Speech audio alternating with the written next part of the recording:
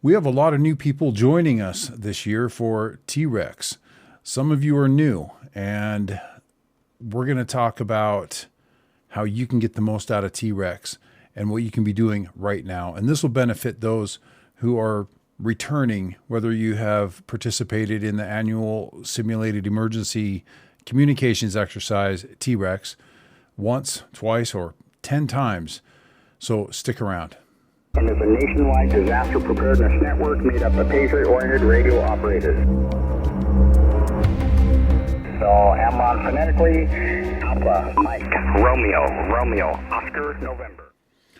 So what is on the minds of most people who are hearing about T-Rex? You want to practice communicating with your equipment, and you're not really sure what's expected. What do we do? Well, this is where you practice with your emergency communications equipment. It is a communications readiness exercise. Of course, we would encourage people to incorporate all of your preps into the weekend so that you can try to make it as realistic as possible and practice with the disaster or emergency preparedness equipment or the groups or teams that you are planning to work with in a real world emergency. But the focus is on communications. And so what we want to encourage you to do is start now.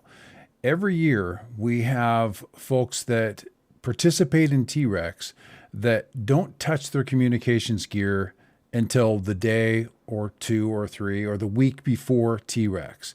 And sometimes we hear, I tried to participate, but I never heard anything, and they seem discouraged. Meanwhile, others are saying, I tuned in and it was a great exercise. I received, I think, all of the message traffic, and it was a great experience. Well, what's the difference? The difference is between those who practice regularly or at least practice often and those who don't.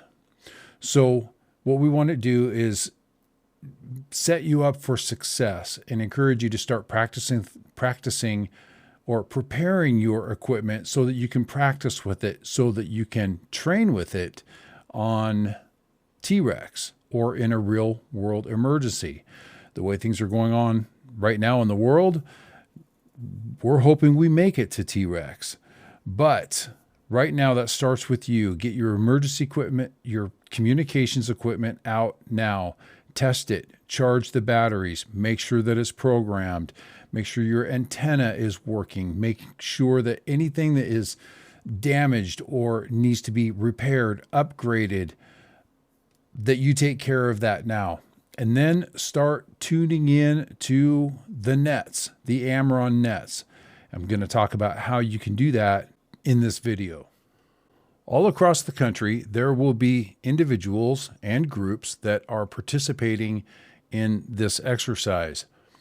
Somebody had asked the question, what if I don't have a group? Or how do I start a group? And what if there's not a group in my area? Then you would function as an individual radio operator. And we'll talk about that here in just a moment. But there may not be a AmRRON local group in your area.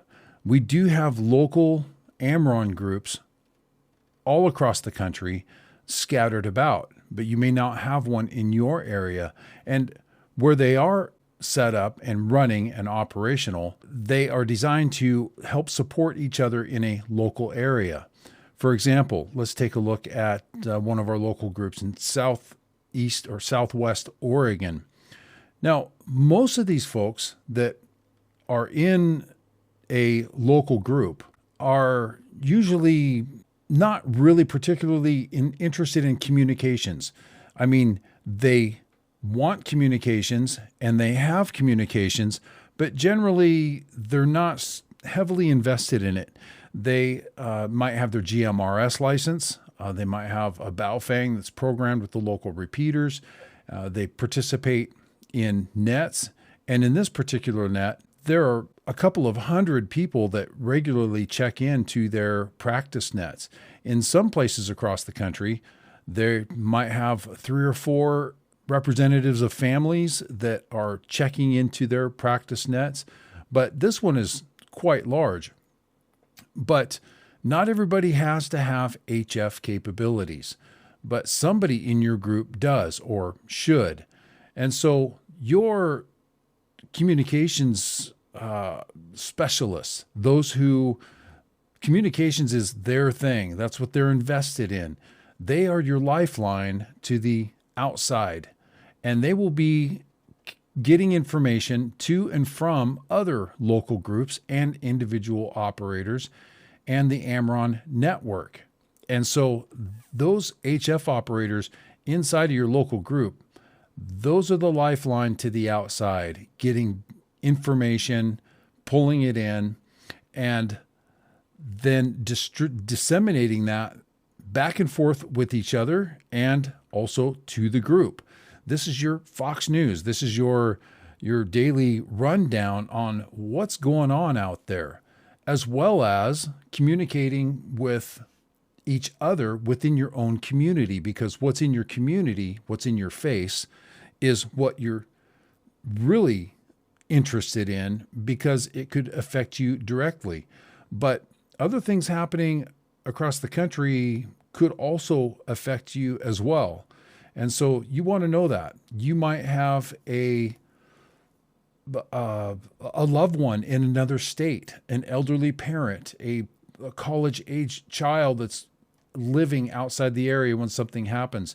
So it's not realistic to say that I only care about what's happening in my own community in a disaster.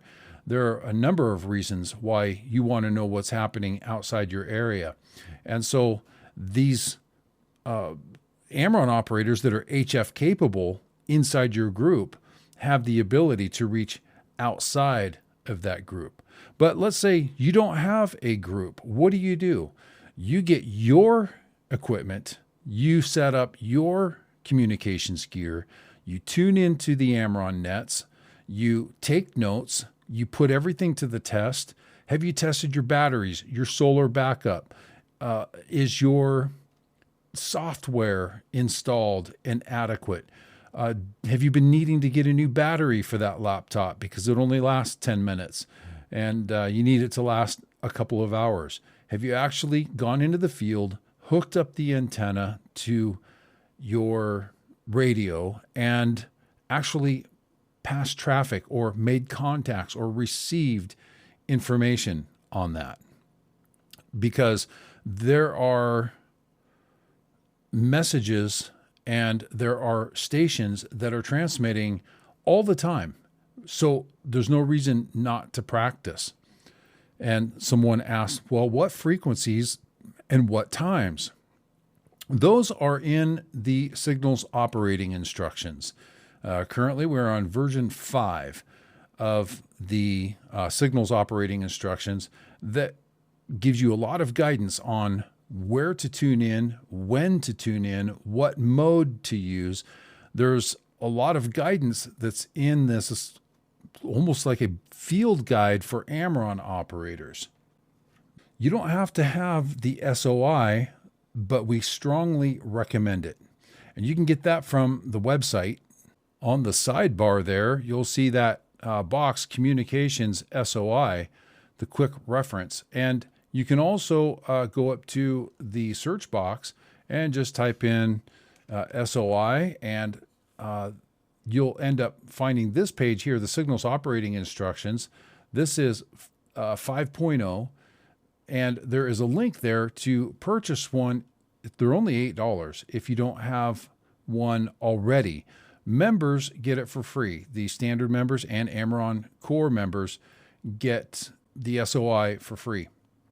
If you're not an AmRRON member yet, or you're not sure if you want to join yet, or maybe you have no interest in joining AmRRON, you don't have to be a member of AmRRON to communicate in an emergency. And but you do want to know where to find information, where to tune in. It's the digital PDF version that you can download. It's only $8. We try to keep the cost down, but it does help support AmRRON. And the frequencies and modes that we operate in aren't really a secret. If you go to the website and click on the scheduled nets, then that will take you to the scheduled nets page. And right here, the AmRRON regional and national nets. There is the schedule. This talks about how to participate in a net. There's the frequencies right there, and the time, and mode, and frequency. It's all right there. Also for the rolling regional nets. You can also go back to the scheduled nets page, and you'll find our sub-regional nets, the western nets, local nets, and other nets of interest, which needs to be updated. Now, these are scheduled practice nets. The actual operational nets would be in accordance to the signal's operating instructions. Those are different than what's listed here as far as times. But you can also, and we strongly recommend, tuning into the persistent presence net. That's listed in the SOI and described in more detail. Go to the website and in the search box, type in persistent presence net. There is a white paper that describes it. And what you're looking for are the frequencies. And this also is a little dated, but it is still functional to get you on the correct frequencies and the time windows that AmRRON operators are monitoring and beaconing and transmitting on those frequencies. And also, in a real-world emergency activation, announcements will be put out over the persistent presence net with schedules of upcoming nets. So even without a signal's operating instructions, maybe you never had one, maybe you have one, you lost it, you became separated from it, you can still tune into the persistent presence net and just be monitoring for announcements of upcoming nets, and then tune in at those times during the emergency, because things can change during a real world emergency. Those announcements will be put out over the air. There's a lot to do to get ready for T-Rex, and we're doing a lot behind the scenes getting ready for that. In the next video, I'm going to be talking about the different modes that we use and why. Why do we use different modes at all? And I'll talk about what modes those are and why we use each one, because there is a reason, and they're all free. And you can download those and set them up even if you're not licensed. You do not have to be a licensed ham operator to receive ham radio signals. There is a great video that I want to direct you to. If maybe that's you, you're not licensed, or maybe you're a technician class and you can't transmit, but you want to stay informed, you can go to our YouTube channel and look for this video right here, Receiving Digital HF, even if not a licensed ham. That walks you through setting up the FLDigi suite of software that is cross-platform software for Mac, Windows, and Linux. And that will help you there. And also look in the comments. So that's all I've got for right now. Hopefully that will get some of you motivated and started on your journey to getting ready, or to continue on your journey getting ready for T-Rex and just emergency communications in general. So thanks for watching. Be sure to like, share, subscribe, and comment. Looking for your questions. Post your questions in the comments section, and I'll address those in upcoming videos here in the coming days and weeks.